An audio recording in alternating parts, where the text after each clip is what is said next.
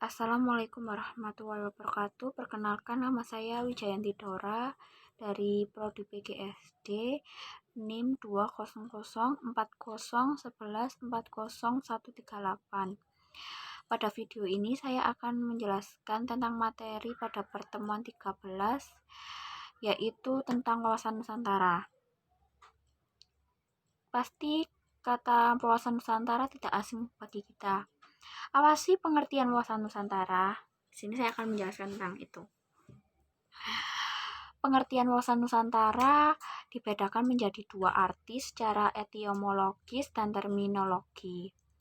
Secara etimologi, kata wawasan Nusantara ini terdiri dari dua kata, yaitu wawasan dan Nusantara.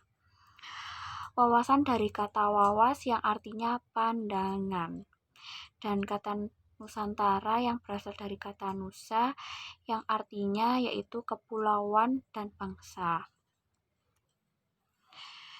Yang kedua, secara pengertian wawasan Nusantara secara terminologis, wawasan Nusantara merupakan pandangan bangsa Indonesia terhadap lingkungan tempat berada, termasuk diri bangsa Indonesia itu sendiri.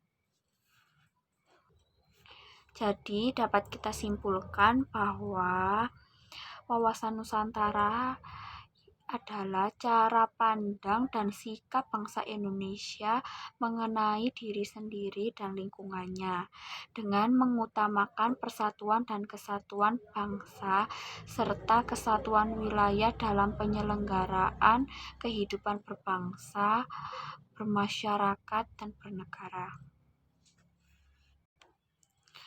Pada poin selanjutnya, kita akan membahas tentang latar belakang wawasan Nusantara.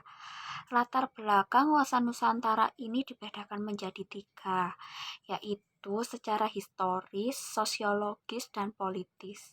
Yang pertama, kita akan menjelaskan tentang latar belakang wawasan Nusantara ini secara historis. Yang berdasarkan historis ini, yang pertama berdasarkan isi dari Deklarasi Juanda. Berdasarkan isi pokok Deklarasi Juanda bahwa lebar laut Indonesia laut teritorial Indonesia itu 12 mil yang dihitung dari garis yang menghubungkan pulau terluar Indonesia. Dengan garis teritorial ini, wilayah Indonesia menjadi satu kesatuan wilayah. Laut di antara pulau bukan lagi sebagai pemisah, karena tidak lagi laut bebas tetapi sebagai penghubung pulau. Jadi, dapat kita simpulkan bahwa laut ini sebagai penghubung pulau antar pulau di Indonesia dari Sabang sampai Merauke. Misalnya, Laut Jawa atau Pulau Jawa menghubungkan Pulau Sulawesi, Sumatera, Kalimantan, dan Papua. Selain berdasarkan isi pokok Deklarasi Juanda, latar belakang wawasan Nusantara secara historis ini juga berdasarkan ordonasi pada tahun 1939, yaitu sebuah peraturan buatan pemerintah Hindia Belanda yang berisikan bahwa pulau-pulau di wilayah Nusantara ini dipisahkan oleh laut di sekelilingnya, dan setiap pulau hanya mempunyai sejauh 3 mil dari garis pantai tersebut. Berikutnya, latar belakang historis wawasan Nusantara berdasarkan keputusan politik negara dalam pasal 25A Undang-Undang 1945 dan Konferensi PBB pada tanggal 30 April 1982 yang dokumennya itu bernama UNCLOS. Berikutnya latar belakang wawasan Nusantara berdasarkan sosiologis. Wawasan Nusantara mengutamakan persatuan dan kesatuan bangsa serta kesatuan wilayah dalam penyelenggaraan kehidupan berbangsa, bernegara, dan bermasyarakat.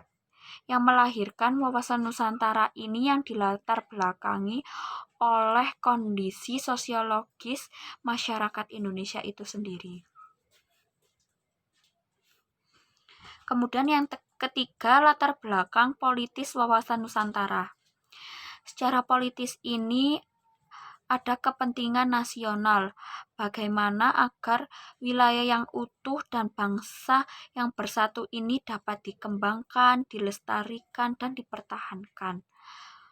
Secara terus-menerus, kepentingan nasional ini merupakan turunan lanjut dari cita-cita nasional, tujuan nasional, maupun visi nasional dan cita-cita nasional bangsa Indonesia yang tertuang dalam pembukaan Undang-Undang Dasar 1945 yang tertera pada alinea kedua dan keempat.